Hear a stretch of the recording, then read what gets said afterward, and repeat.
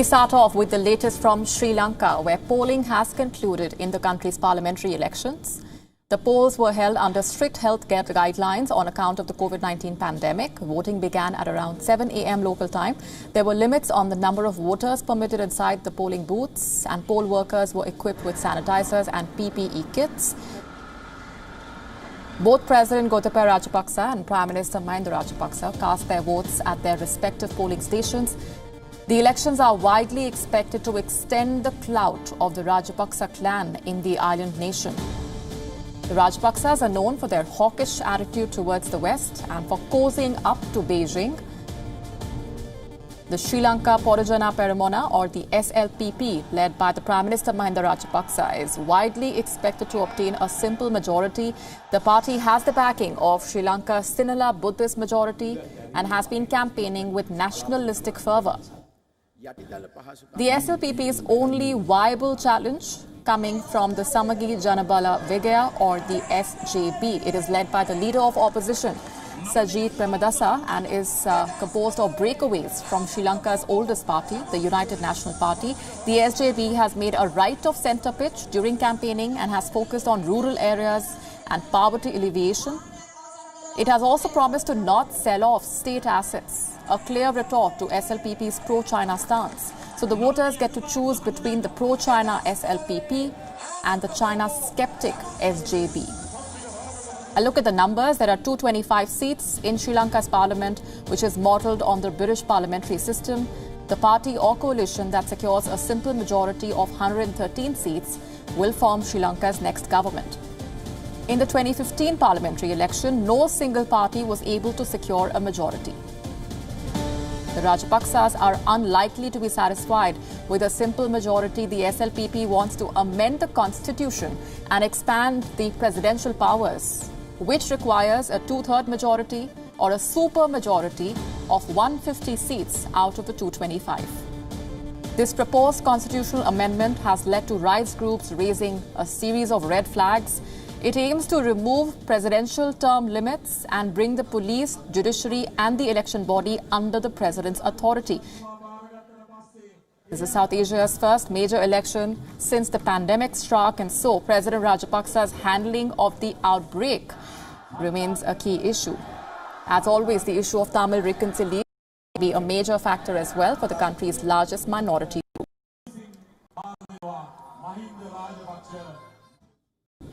Now, India is keeping a close eye on the strategically important Sri Lankan elections. The polls are expected to strengthen President Gotabaya Rajapaksa's grip on power.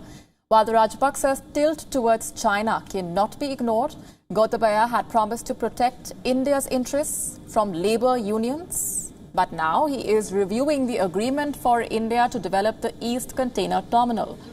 Last month, India finalized a 400 million currency swap with Colombo to counter the substantial Chinese outreach to Sri Lanka. For several years now, India has been pressing Sri Lanka to implement the 13th Amendment that devolves the powers to the Tamil majority northern and eastern provinces of Sri Lanka. If the Rajapaksas return to power, the spectre of a hardline regime waits on India's doorstep, with uncomfortably close ties with an outright authoritarian China. Director, India Sri Lanka Foundation, Ambassador G. Parthasarthi is now live with us from New Delhi. Welcome, Ambassador. Good to have you as always.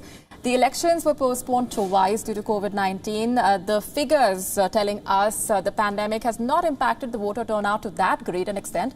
So that's one takeaway. Your thoughts on that? And also the issue of national security dominating the discourse. Fighting terror has been a shared struggle of both India and Sri Lanka. With the elections widely expected to extend the clout of the Rajapaksa clan, what would that scenario mean for the India-Sri Lanka relationship, particularly when it comes to anti-terror cooperation? Well, let me go first to the elections, the 70% turnout.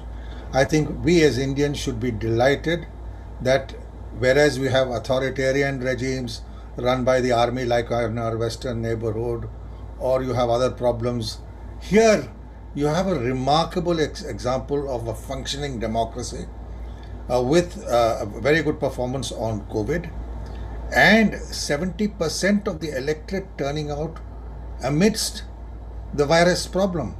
And therefore, really tribute to the organization and also to the commitment of the people of Sri Lanka to democracy.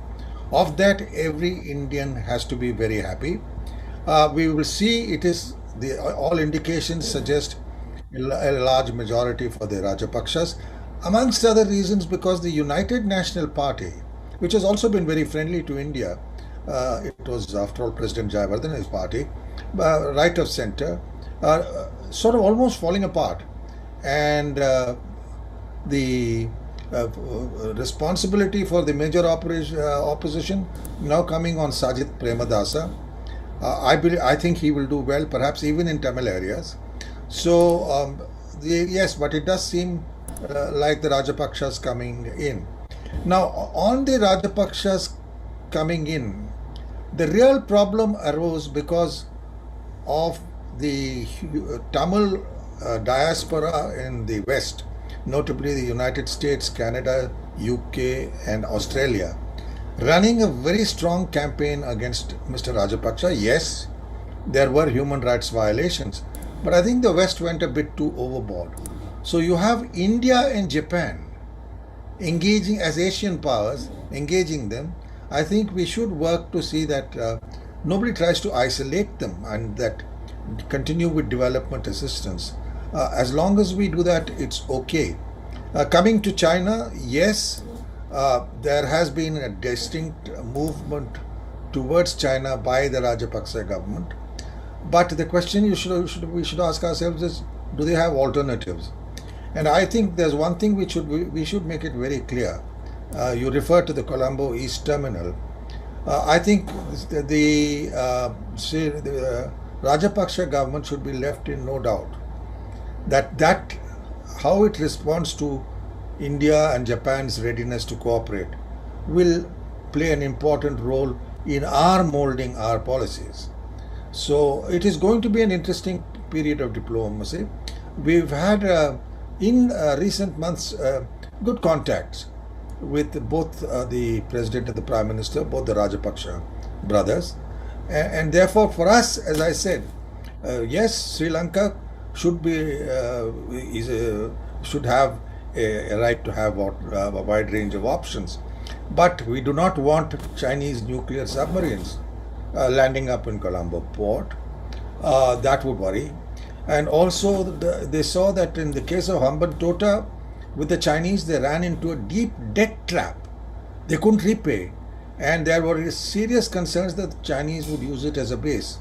So I'm sure the Sri Lankans are wise enough to know that over-dependence on a single power would not be good either regionally or globally. And our wish is that since they are such a vibrant democracy, we would like to see them progress economically. All right, so a period of interesting diplomacy indeed, and an election which is being very closely watched in New Delhi. We're going to leave it there for the moment. Ambassador, thanks very much for joining us as always.